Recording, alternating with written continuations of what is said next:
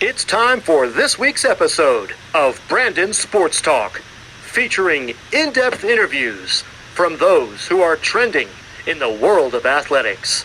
And now, here's the host of Brandon Sports Talk, Brandon Pate.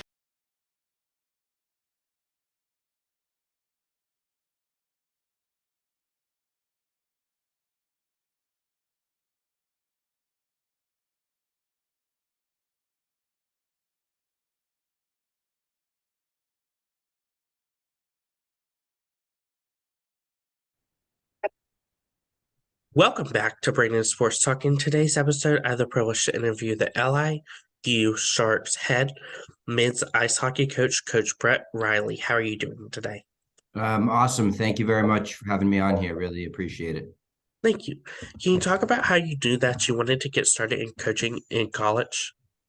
For sure. Yeah. For me, I really didn't have much of a choice. I think like we talked about before the show here, I was born into a long family of hockey coaches, starting with my grandfather, late grandfather, Jack Riley, who was the head coach at West Point for many years. From there, it was passed down to my dad, Rob Riley, and there his brother, my uncle Brian Riley, now the head coach at West Point. So there's been a long line of Rileys at West Point. There's been a long line of Rileys in coaching and scouting and in hockey in some capacity. So it was kind of in my DNA and in my blood. And it's something at a young age I knew I wanted to be involved in the game in some way, and fortunate to be doing what I'm doing today. What was it like competing in college ice hockey? Demanding and grueling, for sure. I think every day is a battle, with yourself to get better and to improve. And for me, I had, a windy road in college hockey in terms of playing, not playing, being injured, and everything in between. So I think that kind of adversity that I faced helped propel me and I wanted to go into coaching, to share these, stories and experiences with our guys and give back to the game and bring out, my inner competitor. How's it like going to Hubert College and getting to play collegiate hockey? It was a great privilege to play at Hobart. Obviously, it's a storied, Division III program. I think they're sitting at maybe one or two right now in the country. So a really good program, a lot of really great people. And, it was a team each year that had a chance to compete for a national title. So something that was special. And like I said, my experiences as a college player, good, bad, and different, and the adversity I faced, has helped shape me to the coach and to where I am today. So really grateful and appreciative of that. What were some of your accomplishments throughout your college time, and what was that like getting to put on that jersey for them? Yeah, I think that my career was less than exceptional at Hobart, but I think that team success, we tell our guys all the time, supersedes individual success. And, we had a number of tournament championships and conference championships throughout that time. For me, I was able to find my calling and passion for coaching. I started, at AAA tournament teams in the spring and in the summer, while I wasn't necessarily playing that much, and formed my business, which ultimately, launched my coaching career. So Hobart, we had a lot of wins. I think we were ranked as high as one or two at, my time there. And I think looking back now, the friendships you make going to, weddings and seeing old teammates, makes that experience far more rewarding. And it's something we can preach to our guys about 5, 10, 15 years after, you play college hockey, the relationships and memories that you build and form over time. Of course, after collegiate hockey and getting into coaching, what was that like coming into the coaching legacy that you had from your family? It was exciting. So from Hobart, I was fortunate enough to become a prep school head coach at Albany Academy in Albany, New York. And it's exciting to try and take a little bit from what my grandfather or dad or uncles have taught me, or aunt for that matter, about coaching, in terms of connecting with players, motivating and inspiring, but also being there to support our young men. So day one of coaching in the real world at Albany Academy was a treat. Trial and error, learned as we went, but I was able to coach a lot of great young men that went on to play Division I, Division III, club hockey, etc. So coaching has been nothing but exciting, fun, and presents, really great daily challenges that we take on each day here. How's it been like to obviously continue the legacy, but also what has it been like obviously continuing that legacy, but building on your own legacy as a coach? Yeah, that's a really good question, and one I get asked sometimes is I'm super proud and grateful to be born into this Riley legacy of coaches. It's taught me so much. It's given me so much. It's also just fun to sit and talk hockey with my cousins and family. But also it's a challenge, right? You want to forge and make your own name for yourself. You don't want to live off of family success or, he is the son or the nephew or the grandson of so and so. I wear the name with pride and it's a total honor, but I also want to, be my own man and forge my own success and coaching identity, but also, honor those that have come before me, if that makes sense. So it's a careful, delicate, balancing act of, honoring the Riley name, but also fighting each day to prove, my own name and credibility in the hockey world. Of course, what was it like going to Albany Academy to become the head coach there? It was three of the best years in my time coaching. Just out of college, you get thrown into, coaching a, pretty well accomplished prep school team. And as a young coach, of course, you think you have all the answers and you realize you're far from it. You don't know much at all, really. So a lot of trial and error in terms of tactics, philosophy, communication strategies. But, what I learned there over time was the transformational relationships versus, transactional coaching. I just thought, coaching was all about showing up, winning, losing, but in the prep school environment, you're really lucky to build relationships and connect with players. And what we saw was, the better connection we had, the tighter the group we had, the better we performed. So you learned a lot about relationship building. You learned a lot about connecting with guys, roster construction, and putting a team together.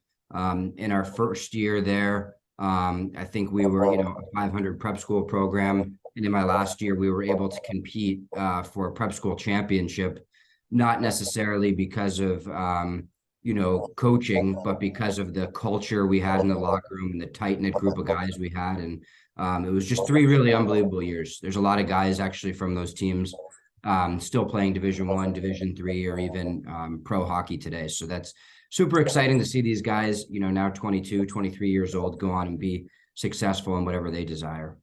What was that like, obviously, going to Albany Academy and getting thrown into the deep end as a head coach versus obviously going like to your family's school, like Army, to become a grad assistant first?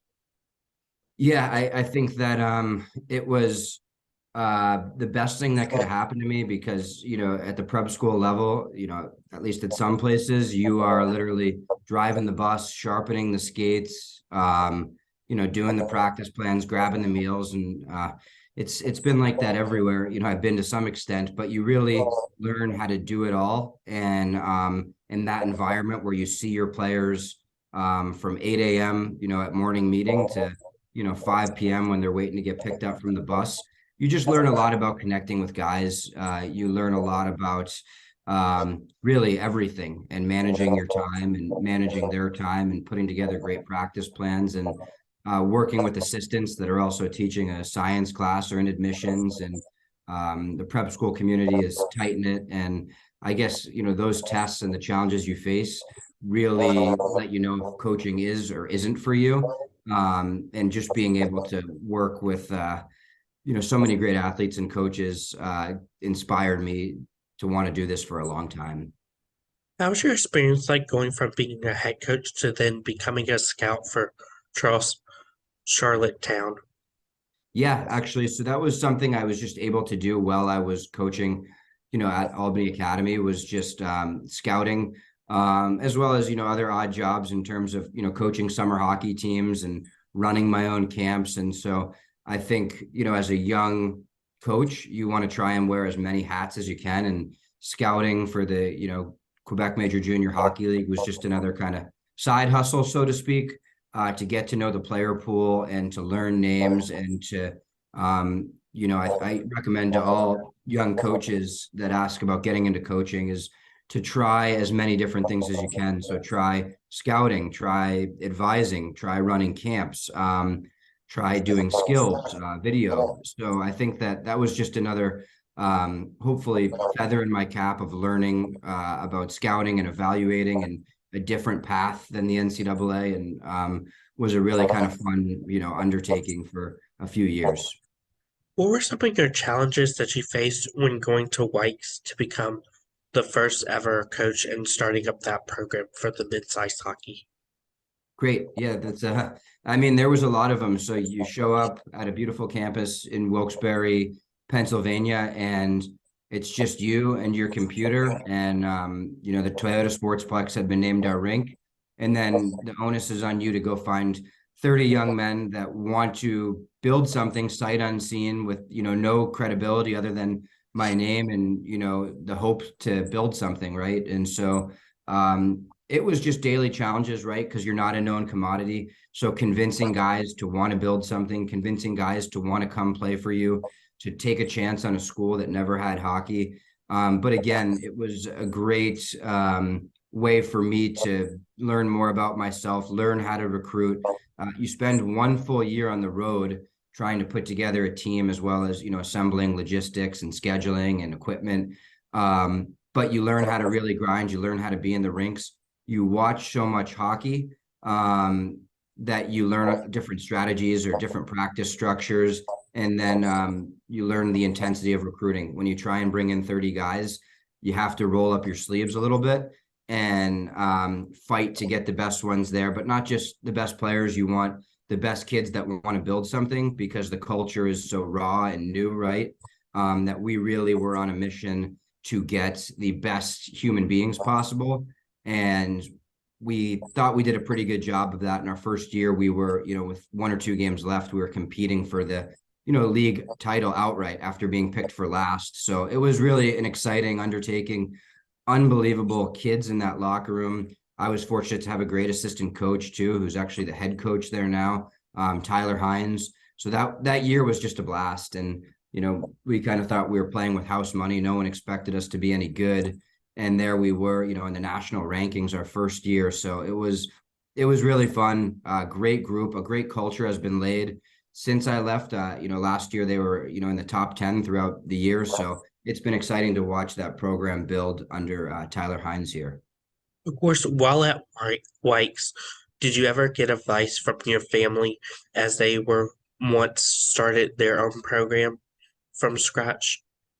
Yeah, I think that's again a beauty of having an uncle like Brian at West Point, or my dad who was in scouting at the time with the Sabres, is their advice really is less tactical and more human interaction based, of connecting with players, getting to know your guys in the locker room, making them want to play hard for you. And then I think in year one of a startup, it's all about belief, and believe that you can build something, believe you're going to leave a place better than you found it. And we had 30 guys in that room that were just so bought into proving people wrong and creating a program and building a culture, that the coaching kind of did itself. When you got great guys in the room, it makes it fun to show up to practice. It makes it easy to coach and guide. And that year was exactly that. It was a total blast. And again, I'm glad to say the program is in a great place now because of those young men and the job that Tyler Hines too has done. Going to Colgate, what was the transition like from being a head coach previously to then stepping down to become an assistant coach? There was a lot of challenges. Really grateful when Coach Don Vaughn reached out. A legendary coach, was really honored and humbled for an opportunity. First, it was really tough to say goodbye to the guys that we brought into Wilkes, although knowing they'd be in good hands kind of made that transition easier. But everything's different, right? It's a different level. So, Division I, maybe a little bit different caliber of an athlete, although we had some great players and young men at Wilkes. Different team, different style. And of course, I'm stepping into a storied, accomplished, respected Division I program as an assistant coach, being there to support the head coach and whatever he needs and his vision. Before, weeks later, it was where are we building this? How are we doing it at Wilkes? Kind of my way or the highway. So the challenge at Colgate was just watching and observing and trying to figure out where I could add value, where can I help. I don't want to step on toes, but I want to enhance this program. I want to make Coach Vaughn and the staff's life easier. And so the challenges were completely different, but completely exciting too. Having time to go on the road a little bit more and not necessarily worrying about missing a practice, to, being in charge of just, the penalty kill, which is something that, my assistant had done in the past, or so just sharpening specific skill sets. Again, working with Division I athletes, they've got far more time throughout the day for skills sessions. So being able to work with, 3 or 4 to 1 ratio in a small group setting on the ice was exciting. But two totally different challenges, but I think both were fortunate to have great cultures and really good people. And at the end of the day, when you have that, the coaching, like I said, can run itself in some ways.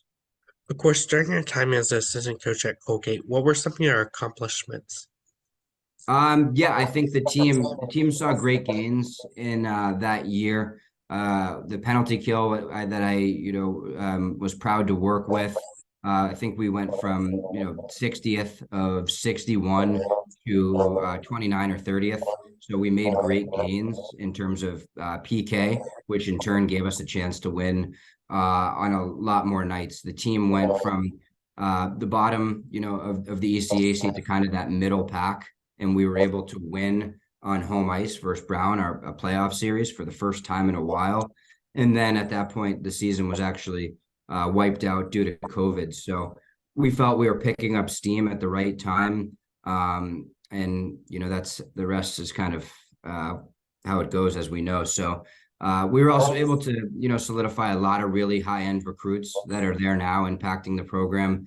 And I think for me, being a head coach before this, just implementing some cultural strategies and ideas of, talking about culture, bringing it to life, hopefully still lives on in that locker room. How is that like, obviously, as you said, getting to play some of those Ivy League teams like Princeton and Yale and Harvard? Yeah, it's pretty cool, to be honest, just as like a hockey fan and a hockey junkie, to go in Hobie Baker Arena or the Yale Whale or at Lina versus Cornell. I mean, I remember every single game, at least at the ECAC and Ivy League rinks, because of the history that you can feel on the walls, knowing all the great players and teams that played in those rinks. And those were really fun, spirited matchups. I think one of the cool things about being on Coach Vaughn's staff is that he's coached against some of these legends for, so many years. So the rivalries that are built, I think that's a really cool thing about ECAC hockey, the rivalries, the travel partners. So there was a lot of memories forged in a quick time. It's exciting now at LIU that we'll actually see Princeton this Friday night, and Quinnipiac on Saturday. So to kind of play some of the same teams, be in some of those rinks, just the jerseys, the team, the school's a little bit different, this time around.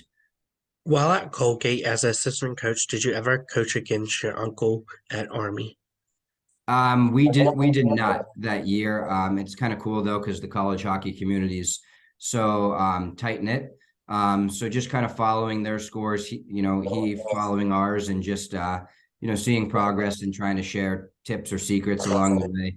I would consider him my Uncle Brian, a great mentor, and also someone in the coaching circle of guys that I'll reach out to for advice or questions or just to talk hockey. So that's been fun.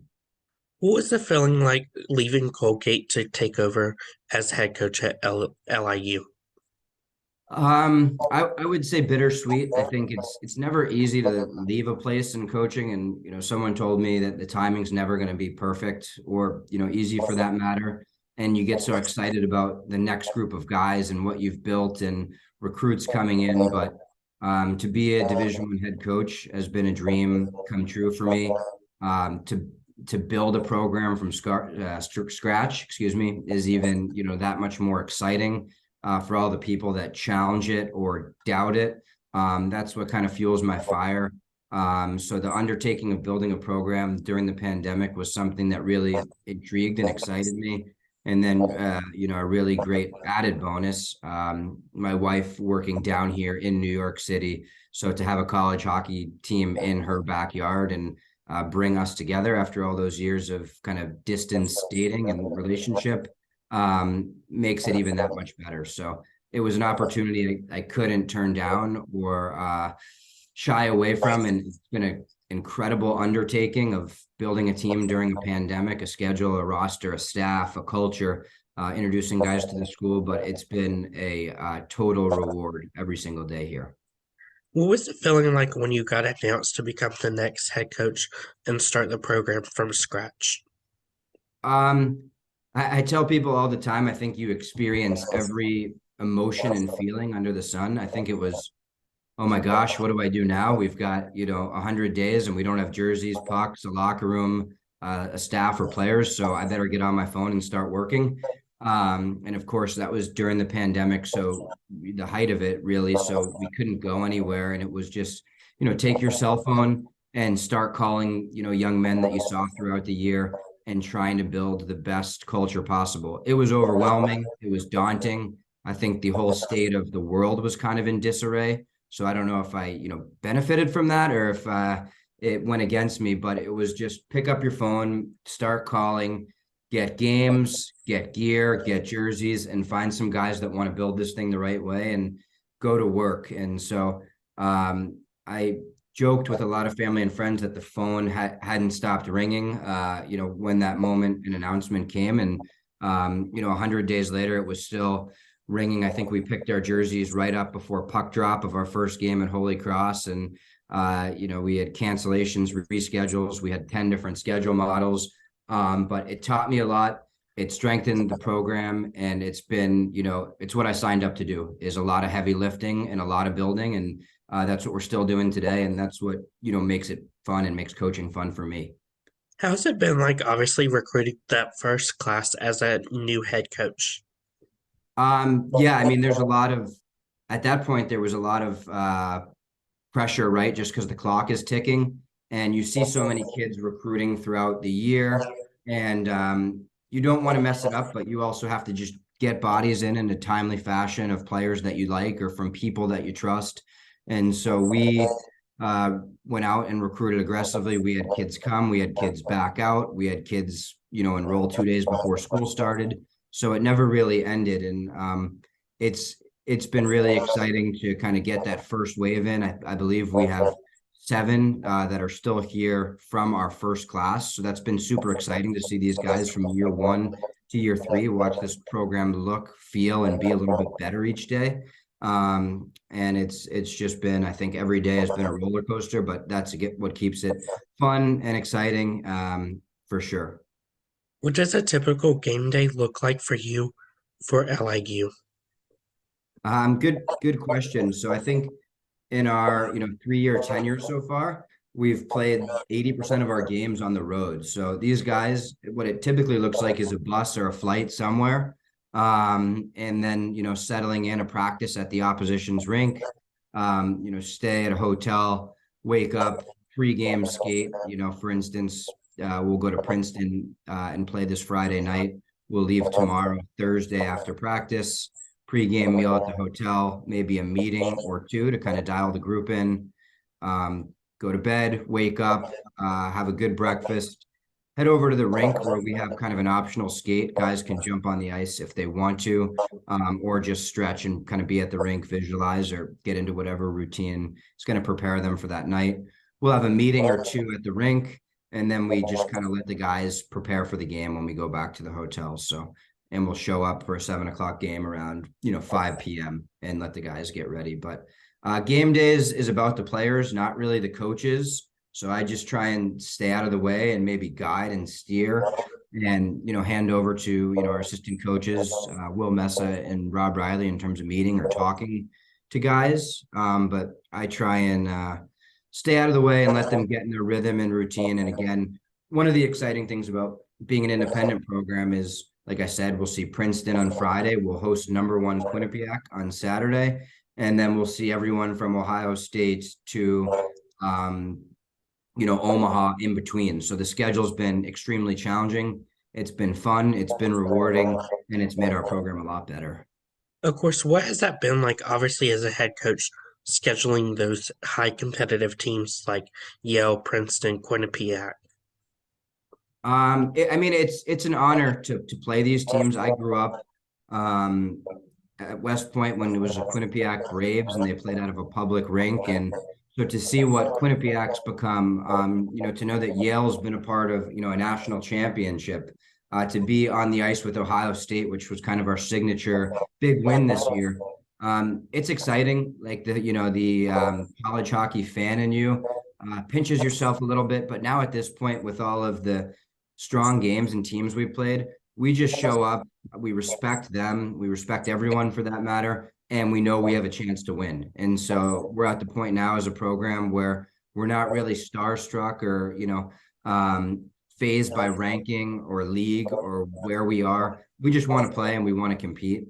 And I think our, results, well, not where we want to be, have shown that progress this year. We lost last week to UConn in overtime, to Northeastern in OT, to beating Ohio State, to Wisconsin, another unfortunate OTL. But just seeing the progress of our program from 1,000 days ago when there was no jerseys, no players, no offices to, 3 years later competing on a national stage. It's exciting. And the progress, again, is what inspires us every day to keep building. Of course, as a head coach, can you talk about, of course, the culture that you started to build for the LIU program? Yeah, I think culture is a big competitive advantage for us. I think a lot of people and places, they talk about culture, but it's just kind of a buzzword that comes and goes. And our differentiator is our guys live it. Like, they love being LIU hockey players. They are in a daily challenge and battle to keep building this program. And again, we want it to look, feel, and be a little bit better every single day. And these guys are builders. They know that they're laying a great infrastructure in terms of what our weight room culture should look like, how our guys should sit, look, act, and dress for meetings, how we need to compete in practice, our culture of appreciation of being in the community and giving back. This isn't just a hockey team. We tell our guys all the time, it's a hockey program where we want to be the best in everything we do. So I think we were right at the top for community service last year. We were a 3.6, 3.7 team GPA. So we want to be good in everything we do. We want our kids to leave here better people than hockey players. But we just want to be ultra competitive. And you're seeing that on the ice now in terms of hits, blocks, 50-50 puck battles, to just our tight scores with really good teams. So culture is something that we feel we're living. And again, it's a testament and a credit to just what a great group of guys we have in this locker room here right now. What does the recruitment process look like for those prospective student athletes looking to play collegiate ice hockey? Yeah, I think everyone's recruitment is a little bit different in terms of path and process. But recruiting is a daily task for us and something that we don't shy away from. The lifeblood of our program for sure. And I think that we're building this program during COVID, taught us the power of, Zoom and virtual recruiting. So I don't think we fully have figured it out yet, but we're trying to become wizards in terms of virtual recruiting. We do have a large chunk of our roster, just about over 50%, at least next year, will be international. So Canada and Europe. So making those relationships via Zoom or through our, phone conversations. And for us, it's all relationship based. We want our guys to connect with us throughout the process. We want them to trust us, and we want to build relationships throughout that time. And the guys that come here and succeed here, they have to be all into building this program all the time. And so recruitment process can be fast, it can be slow, but when our guys come here, we want them to know exactly what they're getting into in terms of us and what we can expect, from them too. What has that been like, obviously, recruiting internationally, especially in Canada, where there's a lot of high hockey presence there? I think it's great. I don't know if the West Point branch would fully endorse us going north of the border and bringing in, some great Canadian young men after, their roster is built entirely on great Americans that will go on and do great things. But I think there's great people, there's great hockey players everywhere. especially in today's climate. You see some of the best players from Florida or Texas, but we've got guys from, Latvia and Czech Republic. So for us, players and people everywhere, I think that our Canadian young men and Europeans, for that matter, it means a little bit more to them in terms of coming from so far away, in terms of what they need to do in the classroom, what they have to do on the ice. And so I think for all 30 guys on our roster, the most important thing is just that this is an opportunity of a lifetime for them in the classroom, on the ice, and that they're not just coming here to check the box and say they're playing Division I hockey, that they're coming here to do something a little bit bigger than themselves, so to speak. What does the official visit look like for those prospective student athletes looking to play for LIU? Good question. I think for us, like just giving them a taste of who we are and what we are. For us, it's not necessarily about a wine and dine experience and oohing and awing. It's just here's what we are. Here's the way we train. Here's the way we practice. Here's the way we meet. Here's our dining hall. Here's our beautiful campus. Is it a fit for you? Can you see yourself here? And I think that, we advise a lot of recruits to see other places and to talk to other coaches, and like the fit has to be right for both sides, because we don't want someone to come here and then in turn be unhappy or say, this isn't what I thought it was. We would rather, under promise and over deliver, than sell, the moon and the sun, and set margin for disappointment. So our practices, our official visits are come see a practice, get to know our guys, which is probably our greatest recruiting tool, because I think they're awesome. Obviously, I'm a little biased, but meet our guys, see our culture, and then you make the decision if this is a place, because we tell guys all the time that building a program is not for everyone. We use the groundskeeper versus gatekeeper analogy of, do you want to guard something or do you want to put your shovel in the ground and build? And so that's not for everyone, but for our guys that really want to be doers, it's been a rewarding experience, like I've said a few times here. As a head coach, what is it like obviously seeing your players as a freshman put on that jersey for the first time in that blue color versus as a senior putting it on for the last time? Yeah, it's something that has kind of hit me this year. Our first class is now juniors here. So even just seeing, that wave of guys show up, naive and kind of makeshift jerseys during the COVID year, to quite a few of them having letters on their jerseys, to the role they have, to now the confidence to speak up on the bench. That's exciting just to see the growth of the young men and the growth of the program. We've got, 10 plus now in pro hockey from our grad transfers or transfer group. So watching them do what they love and get paid to do it has been really exciting too, to check the box scores and to go online and to see the success that these young men have had. Is kind of, at first, like I said, at Albany Academy, you get into coaching thinking it's wins or losses. And then I think now 10 years later, you see kids go on to have success. You connect with them. You have them at your wedding. You watch their struggles and their success. And that's really what has made, coaching rewarding for me now. And that's what's been so exciting about building this program, is hopefully we like to think we've had a little piece of their success or their path, when they come here and when they leave here. As a head coach, what is it like obviously seeing them go on from LIU to go into professional hockey, whether it's the NHL or the ECHL? Yeah, it's, for me, again, I eat, sleep, and breathe hockey. So we tell our guys that come here, we want guys that want to play after, because that means you still have the fire and hopefully you still have the skills and ability, and that we help kind of shape that or keep that fire going. So that's been super exciting.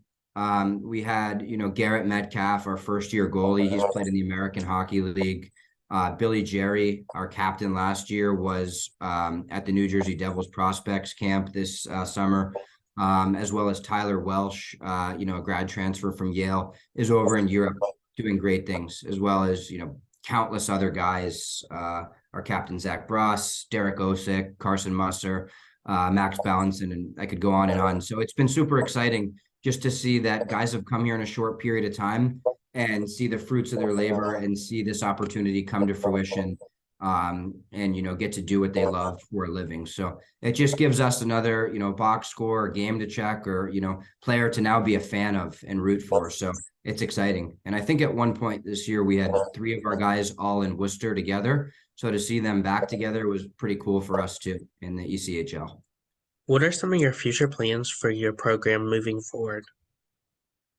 Great question. I mean, we're doing things right now that we feel we coulda, shoulda, woulda done in year 1, but you just didn't have time because it's a mad dash to build. But our plans are very simplistic in the sense that we just want this program to get better every day, whether that's, visually, in terms of resources, whether it's just, the product that we put on the ice, the way we lift. Is our plans are just to keep playing great hockey teams, to keep cultivating our culture and building up these young men. And in turn, we think results will get better. The buy-in to the program will get better, but our schedule looks just as daunting and challenging the next year. Hopefully some added resources in terms of team space project and offices and things like that. And then, should a league opportunity come our way, we would be grateful. But until then, we're going to keep playing the best of the best, and we're not going to shy away from anyone in terms of competition. And we're going to have a blast doing it, win, lose, or ties. So we're building. We know that this is a marathon, not a sprint, but we're going to, treat each day like we can go win a championship and knock off anyone in our time in our pursuit to build here. What advice would you give those prospective student athletes that are in high school or internationally looking to play college ice hockey? I would just say, not to be cliched or corny, is just to maximize each day. We tell our guys here every day you're passing someone or someone's passing you. So you have to decide what you want out of each day.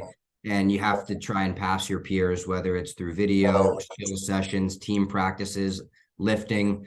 And then once you earn that right, an opportunity to be recruited, to look far and wide and take visits and talk to different places. And we tell our guys in the recruitment process to see different places, to hear different things, and see where the fit is right versus where you think you may want to go. And that will tell you a lot. And to take as many visits as you can, as permissible, and let the chips fall where they may. What advice would you give those future college hockey players looking to play professionally, whether it's the NHL, the ECHL, or overseas? One is you have to love it, because I think that, I tell our guys you have it pretty good here right now, but when you do it as a profession, it's a business. Some of our guys have found that out the hard way, whether it's, being cut or traded or, the harsh reality of pro sports. So you have to love it. You have to be prepared for the ups and downs. And then we talk about identity and traits, know what you are to help the team at the next level. If you're a scorer here, maybe you are a shutdown guy at the next level, or maybe you are a PK guy or a role player. So know what your identity is. How can you help the team? Because the pool just shrinks and the players get better. So you need to find a way to bring something that the guy next to you isn't. And I think that just comes down to identity. And then, lastly, just be a great person. We always say here too, that if you're a good person, if you're fit and you're in shape and you're good for our culture, you'll find a way. So recipe can be kind of simple at times.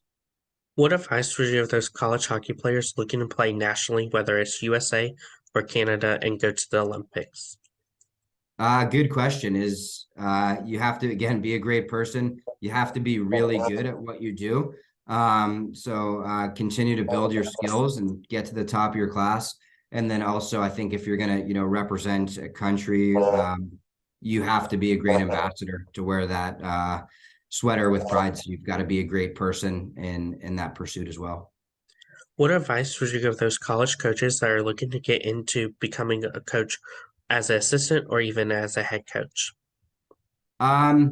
Yeah, I would just say kind of build your network of people and you trust. I think, talk, listen, and learn, and try and figure out who and what you are. You don't need to be the coach that you played for or the coach that you work with. Coach to your own identity, and then figure out the right fit for you. Where can you go? Where can you help? Where can you learn? And everyone's path looks a little bit different in that regard.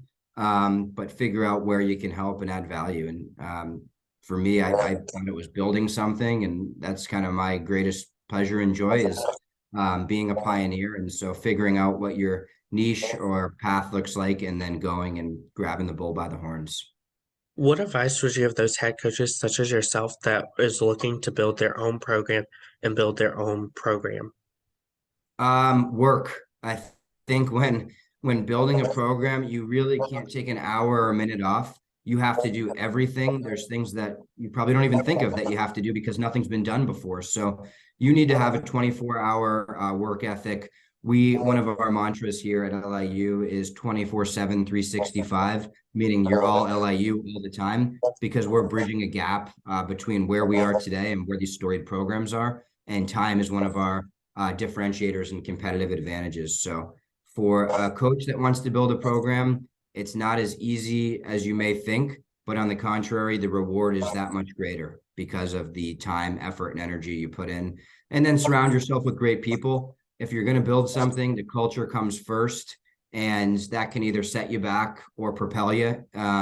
So find the right people that you want to align yourself with on the mission would definitely be at the top of my list of advice.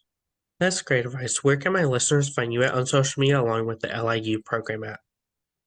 Yes, so just if you look up LIU men's hockey, there we are on Twitter and Instagram. Admittingly, I'm not huge on it. I'm on Twitter somewhere if you look my name up, but I'm still a little bit behind in terms of the social media and Instagram. I'm not there yet. Some people have tried to push me there, but I'm holding out for a little bit. So yeah, we would appreciate any of the support in terms of following our team. We've got a big weekend coming up here with Princeton and Quinnipiac, and it's been fun to watch our fan base and support grow as we take on college hockey. Thank you again, Coach Brian Reed, for your interview, and best of luck in your future as the head men's ice hockey coach for LIU Sharks.